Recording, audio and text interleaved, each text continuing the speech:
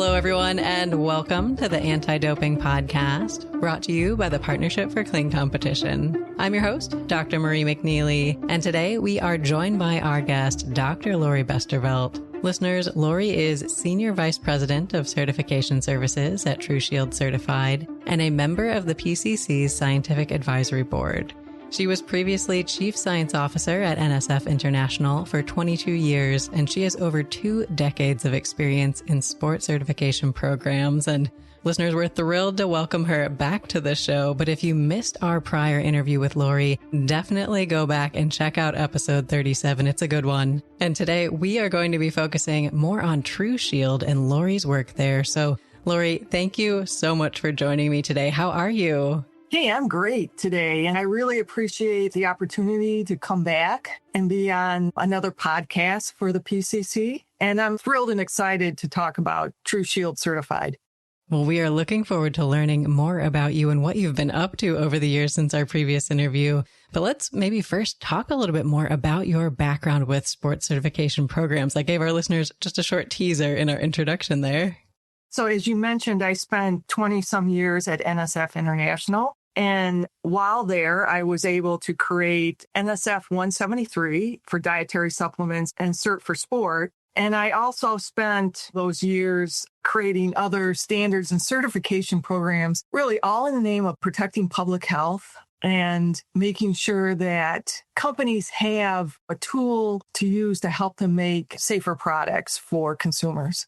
I love that. I think that's important. And maybe to give our listeners a little bit more context as well, can you explain why banned substance certification is important and maybe who it's important for?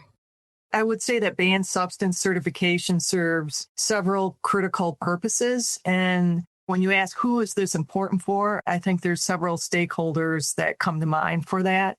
First, when we think about why is banned substance certification important, I believe that it's important for helping to ensure safety and fair play. And for me, this is really paramount in sports. I believe that certifications like TruShield Certify help athletes and support personnel verify products like supplements that are free from substances prohibited by anti-doping compliance programs. And this really protects the health of the athletes. And it also ensures a level playing field where performance is based on talent and training and not prohibited aids. So I think first and foremost, it's ensuring safety, fair play, clean sport. And that's really important to me personally.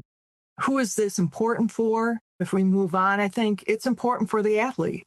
It protects their reputation. It helps them avoid sanctions. As we all know, testing positive for a banned substance can lead to severe consequences like loss of revenue, loss of medals, damage to their reputation. I mean, ultimately, it could derail their career. So it's paramount for the athlete. When you think about brands, retailers, distributors, I think selling certified products can enhance their reputation. It can provide their customers, like athletes, with that added assurance. For manufacturers, I think certifications can provide them with a competitive advantage by demonstrating their commitment to quality and safety. I think it also helps them mitigate the risk that their products are going to be implicated in doping violations. And for the consumer, and that's beyond the athlete, it provides consumers with added confidence that the product has been tested and is less likely to contain prohibited substances. So first and foremost, it's ensuring safety, fair play, clean sport. And then for these different stakeholders, I think it's important for different reasons. Absolutely. And I think maybe to expand on an idea that you brought up there, just this idea of safety. I mean, some of these banned substances are not safe for even consumption for the general public. So this idea of just general public safety is important as well. It's really important, especially that consumers, if they're going to take a sports supplement, that they do have the added protection, that they are being tested and they don't have these prohibitive substances. Like you mentioned, a lot of them, they're prohibitive substances for a reason. They're dangerous for public health safety, and they're also can contribute to sports not being fair. So I think that's a good aspect of having these certification programs. Absolutely. And I'm curious, we touched on a little bit in your background, your history working with sports certification programs. What initially attracted you to this area and got you interested in working on sports certification programs? As I mentioned before, it's very personal for me. At one time, I have a master's in biochem nutrition. I was a sports RD, kind of before they even call them sports RD for a while. And I was also an athlete. I was a swimmer. So when you wanted sports supplements, or even back then it was mainly vitamins and things, there was really no way to tell whether or not what you were consuming was going to be safe. And I thought, hey, it would be a great service for consumers, for athletes, to be able to have a little seal on there and know whether or not it was safe to consume, especially for athletes. And I thought, hey, if I'm ever in that position, I'd love to do something like that. When I joined NSF and they wrote standards, I thought now's my chance to start to create some certification programs that could be used in the way in which I just said. So I was able to do that. And I think it did fulfill a personal mission for me. All of the certification and the ability to help companies make safer products, it's not a business for me. It's because I'm personally invested in making sure that there are safe products out there, especially for athletes. Oh, definitely. And I think a lot of the people that I talk to in the anti-doping space are really passionate about the work that they do. They are mission driven to improve sport and improve public health. And it sounds like this is the case for you as well. And perhaps we can get into some of the details then about how this certification works. What are some of the products or maybe ingredients that tend to be most at risk for contamination with prohibited substances? And are there any red flags that whether it's sports trainers or athletes or whomever should really watch out for when making decisions? Based on the work that I've done over the last 20 years, here's kind of a brief breakdown of what to watch out for. Dietary supplement use is by far the highest risk category. And within that category, you see muscle building products, weight loss products, pre-workout supplements, and those often have been linked to containing prohibited substances. It's not to say that all of them do, because there's a lot of great companies out there making great products in this category, but it just seems like these dietary supplement categories are ripe for prohibited substance contamination.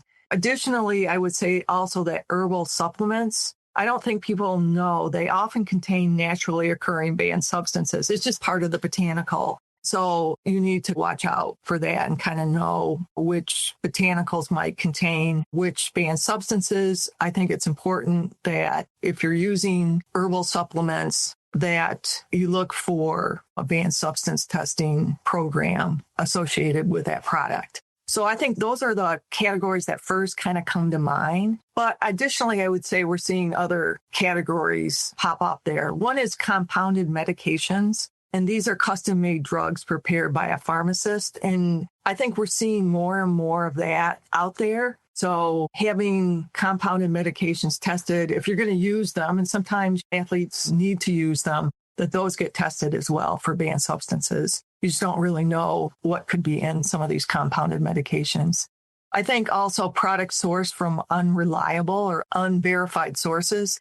Stakeholders, oftentimes when you ask them, hey, where are you buying these sports supplements or where are you buying these finished products? A lot of people are like, Amazon. Right. But I would say I'm hearing more and more people are buying these finished products from Instagram, from TikTok. So that puts you in the unreliable or unverified sources category, especially college kids and even high school kids. One area that we're starting to see pop up is what I would call novel or experimental substances not approved for human consumption. And they're sold as consumer products. They're sold as kind of R&D products. And this was recently highlighted in a paper in Drug Testing and Analysis by Amy Eichner, John Coyles, and Andrea Lindsay. So it's a great paper. We're starting to see this more and more. You can go on Amazon and oftentimes you'll see these products just sold for R&D purposes. So that's something that we're seeing more and more. And then kind of other flags to watch out for with respect to ingredients. If there's some chemical sounding name, ingredients with diol, steen, ol, terms like testo, anabo, andro, boost, those are things that should be red flags that come up. And then also claims that, hey, this product's water approved, guaranteed to be doping free. Those were red flags. And then the other red flag that I see, especially for me, is these proprietary blends. They'll just list on the bottle proprietary blends, and you just don't have any idea as to what is that. So I think those are some of my red flags and some of the up and coming trends that we're starting to see. Absolutely. Lori, that's really helpful to get an understanding of what's going on in the marketplace and what you are seeing. I'd like to circle back, if we can, to some of the things that you mentioned in your response there. Particularly, you started earlier mentioning herbal supplements. Do you have an example of something that's an herbal supplement that people may not realize contains a banned substance just as a naturally occurring part of the plant that they would be taking? There's certain botanicals that have inherent banned substances, like some of the protein powders have progesterone. Some of the citrus bioflavonoids have synephrine and other stimulants sometimes in them. And then recently we're finding in some of the botanicals hygenamine. So it's hard to say because a lot of the botanicals really haven't been thoroughly tested for banned substances. So we don't really have a good understanding on which compounds or which botanicals have these naturally occurring banned substances. So that's why I think it's really important that the botanicals, when they come in as raw materials, absolutely for a manufacturer, you maybe should be adding a banned substance test to those raw materials. But yeah, we just don't have a good handle on that right now. It sounds like more research is needed in this area. Yeah. And it's not to say that those botanicals are bad. It's just inherent, just part of the plant. So you need to know that. And then you need to know that in the finished product, you need to be below like a certain level so that someone doesn't test positive. Well, Lori, thank you for providing us a lot of very valuable information. And these red flags, I think, are useful for people when they're out doing their shopping for whether it's supplements or other things. So let's talk about the gap in the market in terms of how TruShield came about and what was the gap that the company was trying to address. First, I just kind of want to start with talking about what is TruShield Certified. So TruShield is a certification program, as I mentioned before, for finished products, from dietary supplements to functional foods to beverage applications to health and beauty products. And I think that's one gap right there, is that most of the certification programs that you see out there right now are for dietary supplements. Our program is designed to be very broad for all finished products because athletes are using all kinds of different finished products, not just supplements. So that opens up a risk for them. And the program ensures then that these finished products are going to be free from substances prohibited by organizations like WADA and the other pro sports organizations. So you asked, what was the thinking behind developing the certification and where did we see these gaps? So I realized that there was a gap in what other certification programs were offering. And those other certifications really lacked a very comprehensive testing program for banned substances, especially when you think the paramount concern is ensuring that athletes avoid positive tests due to products that they are using. So that was like one of the main gaps. So they lacked a very comprehensive testing program, their ability to test only some finished products. So I think those were the main gaps that we're seeing. And that was really the genesis behind creating TruShield Certified. I would say also that these other certifications, they're expensive, they have longer turnaround times, and they don't have direct expertise that we have with professional sports testing. I'm really glad you brought up the idea that it is able to certify really all finished products, because I'm sure listeners out there have heard some of these stories where athletes are maybe exposed to banned substances through transdermal routes, whether it's sunscreens, cosmetics. It's not just things that they're necessarily eating or drinking. So it can be coming from these through the skin kind of products that they might be putting on. So is that something that you think has been a big need that this TruShield Certified has been addressing? Absolutely that. And even in food, functional foods, beverages, could even be clothing. So anything that is directly or indirectly kind of touching the athlete. And athletes are very concerned about what they're using, how they're using it, because they don't want to test positive. So we're trying to have a very broad certification program that helps athletes and assures athletes that what they're using, how they're using it is not going to cause them to test positive. That's remarkable. So we mentioned that just the scope of TruShield certification really differentiates it from other certification programs. Are there any other key differentiators that you'd like to mention? Yeah, I think there's a couple other ones. And that is, I would say that one of our main differentiators also is that we already have an established and trusted role with pro sports organizations and Olympic sports because we do all of their athletes' blood and urine testing for their anti-doping compliance programs. So we are already a trusted partner. We're already in with these organizations, and we've been doing this for many years. This really allows us to pinpoint the substances of concern that need to be tested. And we also additionally have access to the most up-to-date banned substance lists, allowing us to have the most rigorous testing for banned substances. Additionally, since our focus is solely on banned substance testing, our program is very streamlined and affordable. We're not trying to recreate what the other certification programs have out there. They have what I would say a very bundled certification program, where their certification is making companies do their GMPs with them, do their contaminant testing with them. And what we want to do is we want to be additive. We don't want to be redundant. If they're already doing a GMP program with another company or their contaminant testing is done with either in-house or with another company, we don't want to force them into having to do that again with us. We want to be additive and we want to really help them have that assurance with respect to banned substance testing. Absolutely. And I think you sort of hinted at the experience and the expertise of the TruShield team is a definite value add. Can you tell us more about the team there?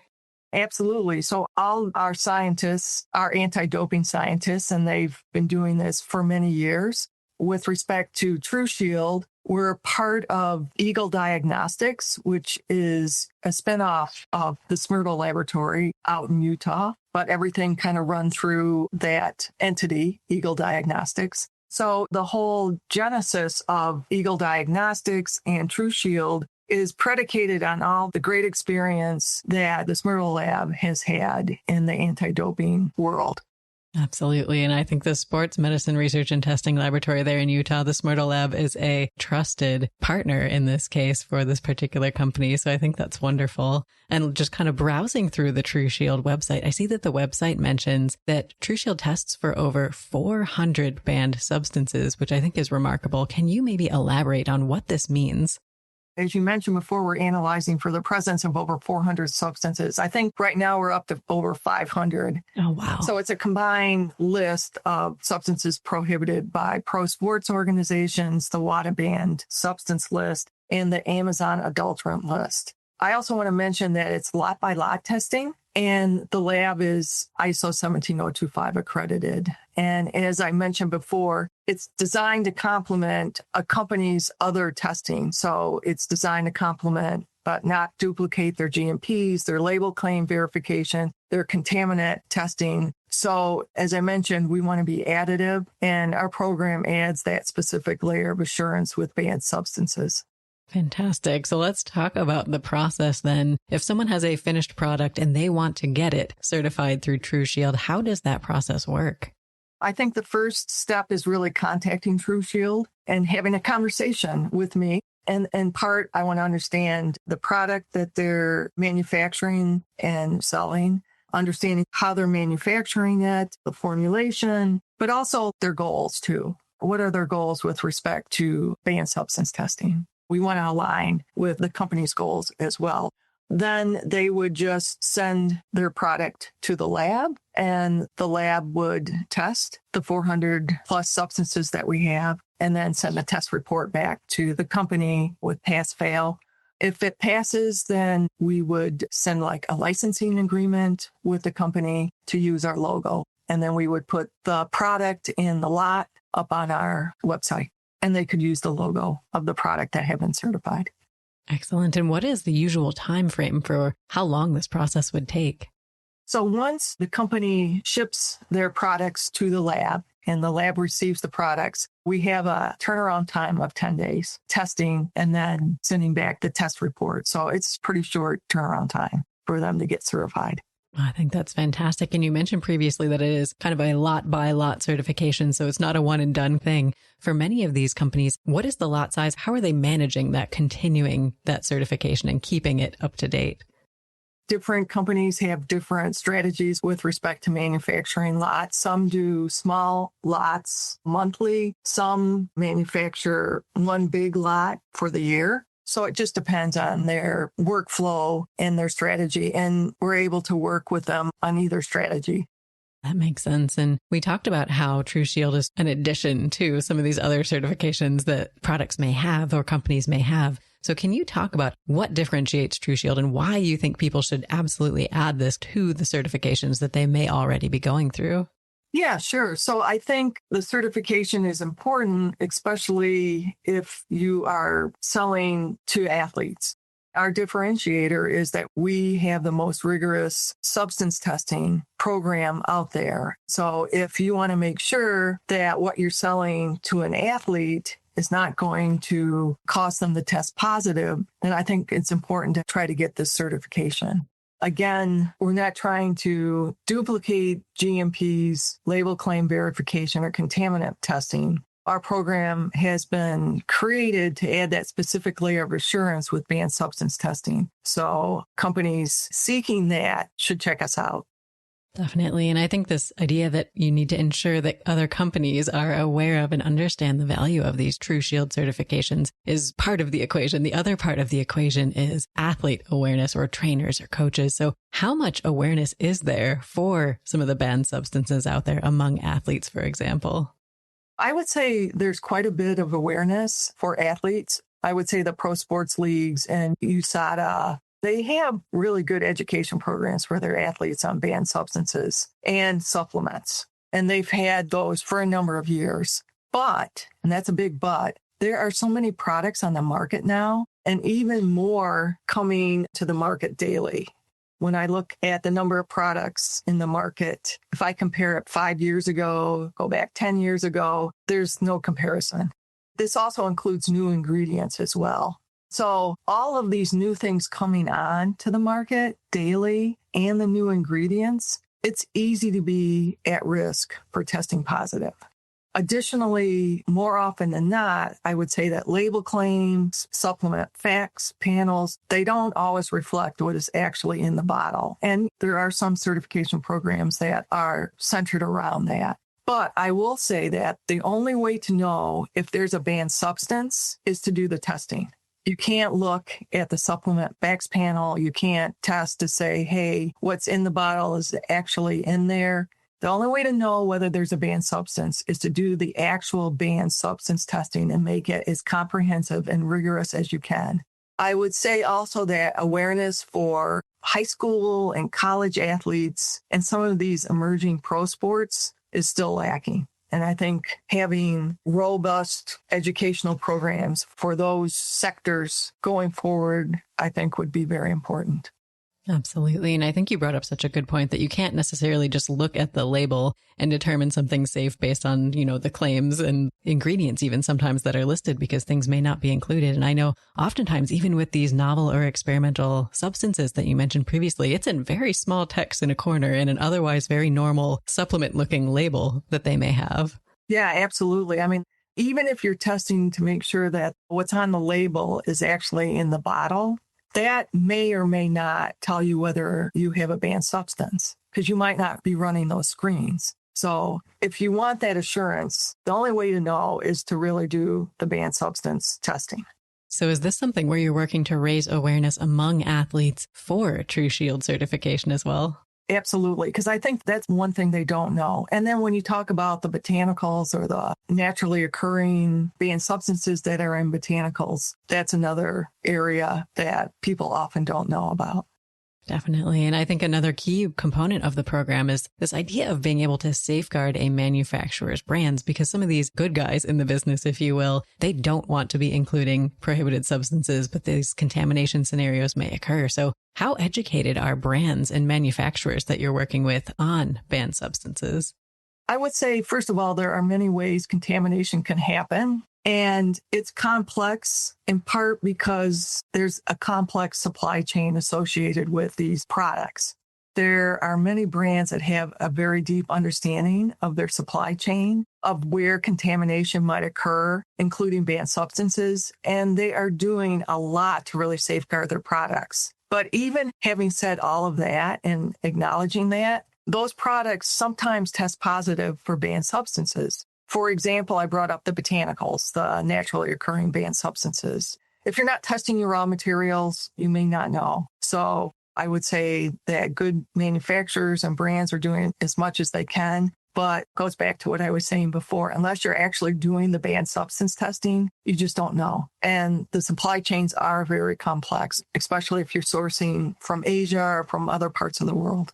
Absolutely. And Lori, you mentioned earlier that there's just been an explosion of new products and even new ingredients, even just over the past 2 decades. So how do you see the role of this banned substance certification evolving as this dietary supplement industry continues to grow?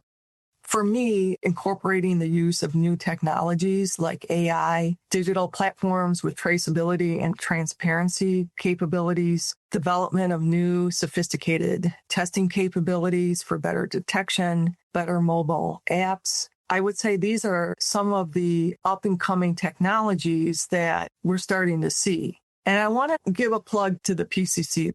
I see a lot of these technologies being funded by the PCC. And it's very exciting for me that we have an organization like the PCC that is solely focused on funding anti-doping research, but is also kind of brave enough to put some money into some of these up-and-coming technologies because they are going to be really useful for anti-doping, not only banned substance certification, but for anti-doping associations like USADA and some of the other anti-doping associations. So it's really heartfelt that the PCC exists and that they are funding some of these new technologies because I just don't see a lot of funding. I just don't see a lot of organizations doing that. And thank you for the plug of the PCC. Of course, we mentioned at the introduction that you are a member of the PCC's Scientific Advisory Board. How does this position on the Scientific Advisory Board maybe inform the work that you're doing there at TruShield? I think it's interesting to see some of the research that's being funded. I mentioned AI, some of the up and coming new sophisticated testing capabilities. What's exciting also is the PCC is funding research on some of these emerging prohibitive substances, which I think is really, really important. You need to have that crystal ball out there saying, hey, watch out, this is coming down the pipeline. So I think kind of having that inside view helps with really understanding what companies might need in a certification program for banned substance testing. Definitely. Well, Lori, we talked about how your role at the PCC is helpful in the work that you're doing today, but we also mentioned that you've got a tremendous amount of experience in this field. How has your experience from some of your previous roles helped you in your current role at TruShield? I've had connections in the anti-doping world for over 20 years. So it does help to be able to personally reach out to these stakeholders and these organizations to introduce TruShield to them and get their feedback and get their collaboration. We all share the mission of clean sport. And I also want to help create an anti-doping ecosystem of like-minded organizations. That was important to me way back when I started this work. But I think it's even more necessary as we go forward. So having that connection, being able to reach out and talk about what TruShield is doing, but also to understand some of these other organizations, what they're working on, how we can work together to further the mission of clean sport. I would say that no organization alone is going to solve anti-doping issues. So we kind of have to continue to kind of work together to be able to do that. The other thing that TruShield did this year was that we participated and we were one of the sponsors for the PCC conference.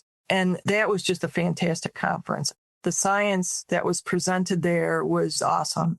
It was like one of the best conferences on anti-doping that I've been to in a long time. But it gave us the ability to be able to talk about TruShield with other anti-doping organizations, sports organizations, and learn about all the great research happening in this area. Absolutely. And we appreciate, of course, your support of the PCC conference. And it was wonderful to have TruShield representatives there and be part of this conversation of stakeholders from diverse backgrounds coming together to try to solve some of these big challenges in anti-doping. Are there any other collaborations you'd like to highlight or other stakeholders that TruShield has worked with since it started? Yeah, I think because TruShield is so new, we're just really starting to personally reach out to all the stakeholders and organizations to introduce TruShield. So stay tuned for more to come with respect to that. Wonderful. Well, we are excited to have TruShield as part of the anti-doping community. And as we mentioned, there are some big problems that everyone is working together to solve in this space. So if we took away the barriers that normally hold you back, Lori, all these things like funding, technology, feasibility, and just some of these big issues that we face as an anti-doping community, and you had all of the resources you could dream of, what is the one problem in anti-doping that you would most want to solve?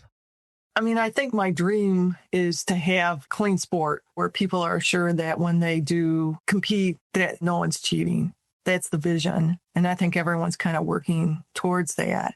I would say I think there's two areas that I wouldn't mind seeing more funding for, though, and that's pharmacological intelligence. So funding research into the development and likely misuse of new drugs and performance-enhancing techniques before they even hit the market, and allowing for proactive development of detection methods. And I know the PCC is all about that, and things like AI is going to help that. But just having that crystal ball, if we could create that and say, hey, we can see into the future and we can snap this before it even hits the streets, that would be fantastic. And then the last one is maybe education and awareness. It's not directly a detection problem, but if there were unlimited resources that would allow for truly immersive and lifelong education programs for athletes, coaches, and support personnel, emphasizing the health risks and ethical implications of doping, aiming to foster a culture of clean sport from an early age. So going down to high school all the way up, having some kind of harmonized education program that could be used, I think would be fantastic. Well, Lori, these are definitely hot topics in the field, just this idea of trying to get ahead of people who may dope in whatever way we can engage technology to do so, and having this lifelong comprehensive education program for athletes throughout their whole lifespan of their career and beyond, I think would be wonderful.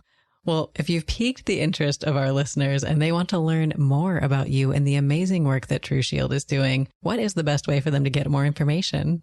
First of all, we do have a website, so please visit our website, and it's www.TruShieldCertified.com. So please visit it. You can link in with me on LinkedIn, or you can link in with TruShield Certified. That would be awesome. Or you can just get a hold of me through my email, which is just Bestervelt@TruShieldCertified.com if you want to have more conversation regarding our program and what our vision is. Wonderful. Well, Lori, thank you for sharing these resources. Listeners, definitely take some time to check out the TruShield website, get connected on LinkedIn, and reach out to Lori if you have any questions. And Lori, thank you so much for answering all of my questions today. It's been a pleasure to chat with you on the show. Thank you so much for having me. I really appreciate it. And I think the TruShield certification program is a great addition to these other certification programs. And I think it will help in the anti-doping clean sport movement. Well, Lori, we appreciate you helping spread the word about TruShield and all of the amazing work that you and the team are doing as part of the company. And listeners, it's been wonderful to have you here with us. Please note that the Anti-Doping Podcast features a wide variety of clean sport experts, and episodes may include statements and/or viewpoints that do not necessarily reflect the views or values of the PCC. Thank you, and we look forward to seeing you on the next episode of the Anti-Doping Podcast.